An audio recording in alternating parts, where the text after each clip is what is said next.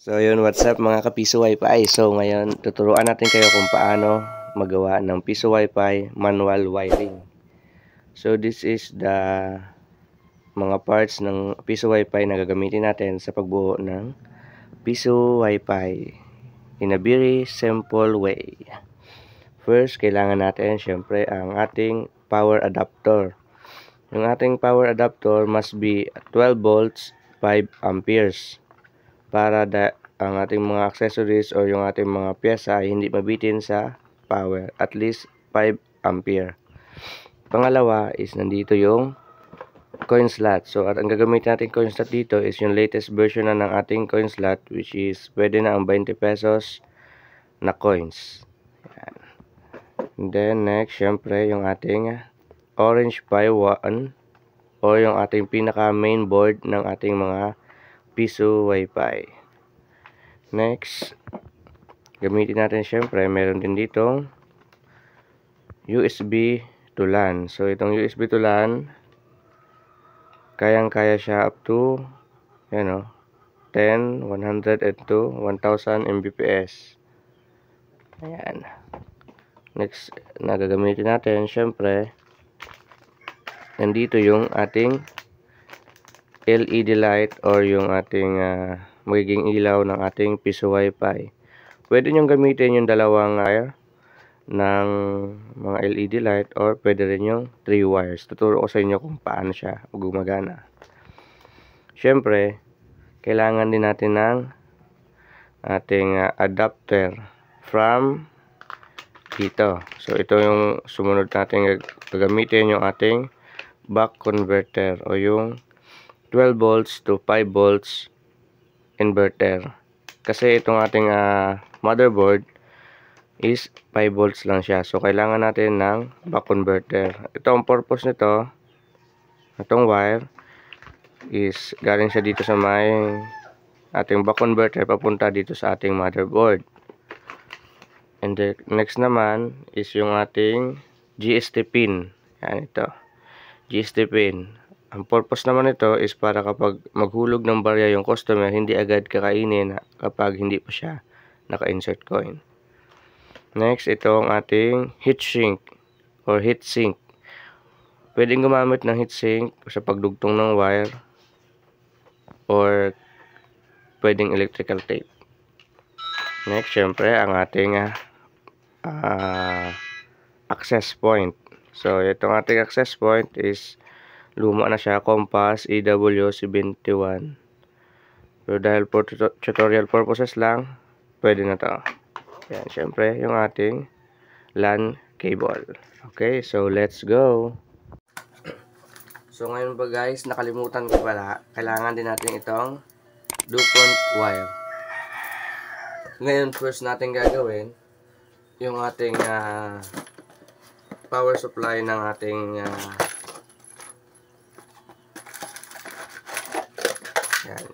So ayan, na-combine na natin yung ating positive at negative.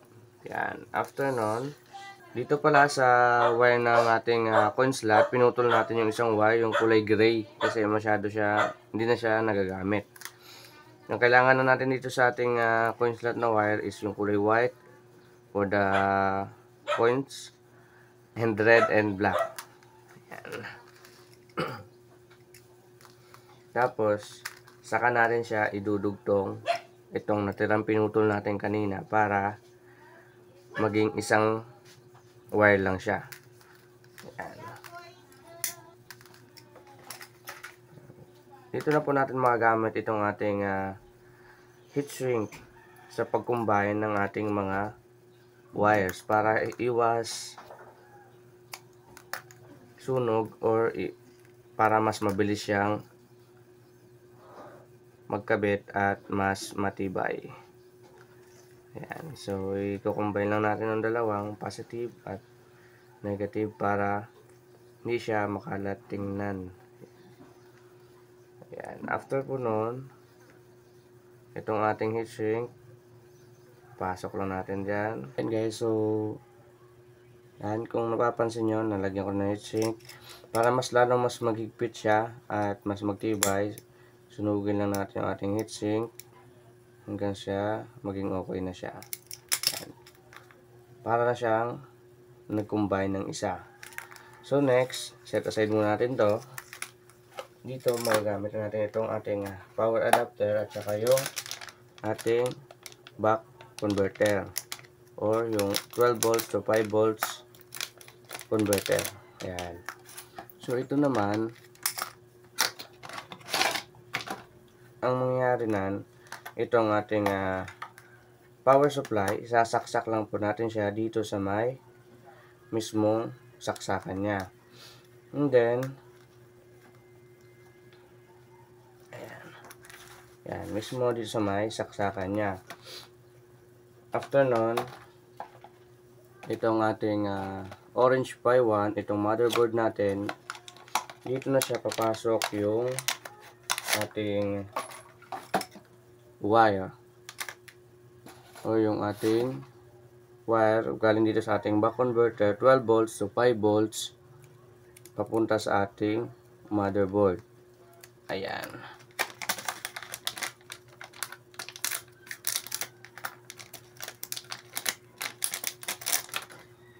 Ayan, itong ating motherboard. So ngayon dito natin siya isasaksak. Ayan po. Ayan ang bali ang magiging setup ng ating piso wifi. Ayan. So balik tayo dito sa ating wiring ng ating coin slot.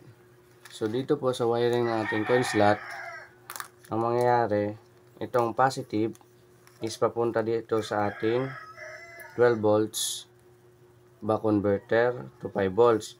So dito sa may tabi mismo ng ating saksakan, dito natin ilalagay yung ating power supply, ay ang ating power na magsusupply sa ating coin slot at sa ating LED light.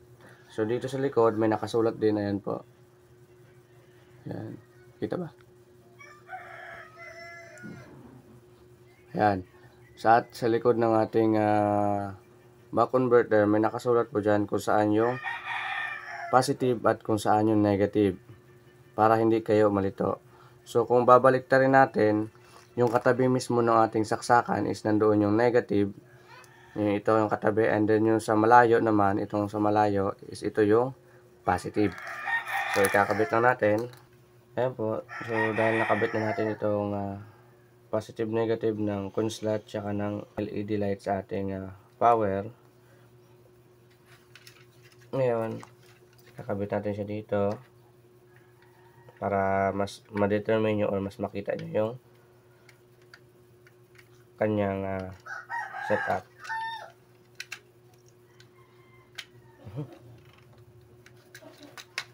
Ayan.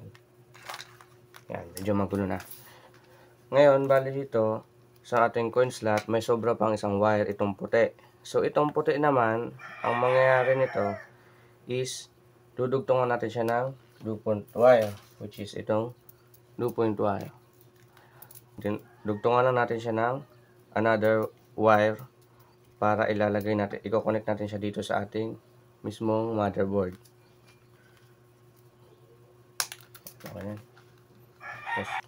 So ayan po, dugtong natin, na heatsink na rin natin at na okay na. Itong puti galing sa ating coin slot. So itong puti ilalagay natin siya dito sa board sa pin 3. So paano ba magbilang? Ngayon iharap mo siya sa ganito. Ayan. Galing dito sa may labas, pin 1, pin 2, tapos balik ka ulit dito sa pangatlo. So ilalagay natin itong puting wire dito sa pin 3. Ayan. Pag nalagay nyo na yan, isusunod na natin itong GST pin. So anong purpose itong GST pin? So itong GST pin na to is para kapag maghulog ang client dito sa ating mga piso wifi, kapag hindi pa sila naka-insert coin is hindi pa siya makakain ng barya. So ayan po, itong ating GST pin. Ito yung magkocontrol sa ating coin slot na hindi kumain ng barya hanggat walang nag-i-insert coin na customer. So dito po, dito natin siya isasaksak. Ayan, ito, yan. So dyan natin siya isasaksak. So paano siya i-wiring? So una, ipaghiwalay mo natin itong dalawang wire dahil dalawa siya, puti tsaka pula. Yan, and then itong itim po is puputulin na natin kasi hindi naman siya magagamit. Ayan, so putulin na natin itong itim. After natin maputol itong itim, itong pulang wire ng ating GST pin is i-connect natin dito sa kulay blue. Ayan, ito. Sa kulay blue naman ng kulay nitong ating LED light. So, ang purpose ito para kapag mag-insert ko yung customer, nagbi-blink yung ating LED light. So, kapag halimbawa naman yung LED light na gamit nyo is yung 2 wires lang, okay lang kahit wala siyang blue wires. Kasi, running light lang yung kanyang purposes. Ito, nagbi-blinking siya. So, kailangan natin i-connect itong GST pin sa ating blue wire ng ating LED light. So, ayan guys, nadugtong na natin yung ating GST pin sa kulay blue part ng ating LED light. So, ngayon, bale magiging kadugtong niya ngayon is itong ating dew point wire. Kuha lang tayo ng isang dew point wire para idudugtong natin dito sa ating GST pin. So, bale, ang mangyayari from dito sa GST pin, combination siya ng blue wires ng ating LED light, idudugtong natin itong ating dew point wire. So, ayun guys, nadugtong na natin yung GST pin sa ating dew point wire. Ngayon, lalagyan lang natin siya ng heatsink para mas tumibay yung ating pagdugtong. Tapos, lighterin lang natin hanggang sa umipis siya. So, itong ating dew point wire naman, isasaksak natin siya sa pin 5 ng ating motherboard. So, ito yung ating motherboard. Ayan. Ayan.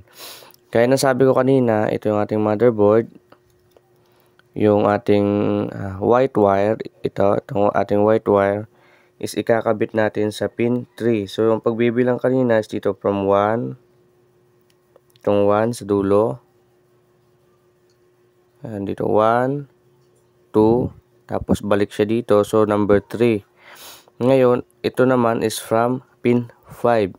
So, dugtong natin sa katabi 4, and then, dito sa taas na part, yan, dito sa katabi mismo nitong ating white wire, sa taas lang ng white wire, dito natin ilalagay yung ating dew point wire para sa GST pin. Para yung ating coin slot ay hindi magtanggap ng barya kapag hindi pa naka-insert coin yung customer. Ayan. And then, itong GST pin, yan, gaya ng sabi ko kanina, dito natin siya ilalagay. So, dito natin siya ikakabit sa ating coin slot. Ayan, okay na, nasaksak na. So, ayun, tapos na lahat ng ating wirings. Ngayon, ang gagawin natin, ilalagay naman natin itong ating USB to LAN. Ayan, dito na papasok ang ating USB to LAN, which is, dito natin siya isasalpak sa ating Orange Pi 1. Ngayon, dalawa yung saksakan po dyan. Una, itong LAN port, tapos itong ating USB port. So, dito sa ating USB port, dito natin ilalagay itong ating USB to LAN. Ayan. So, dito sa ating USB to LAN, Ayan. So, yung dalawang butas na yan, dito po tayo papasok yung ating LAN cable. Okay? So, dito papasok yung ating LAN cable papunta sa ating ISP, sa modem, sa Wi-Fi, sa PLDT or etc.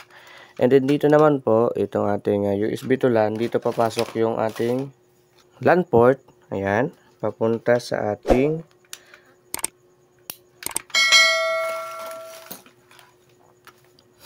power adapter ng Compass. So dito, isasalpak natin siya dito sa part ng LAN. After dito, ilalagay lang natin. Ayan. So, kapag nag-click na, okay na yon. Then, itong PoE or Power over Internet, dito naman tayo maglalagay ng power or ng LAN cable papunta sa ating access point.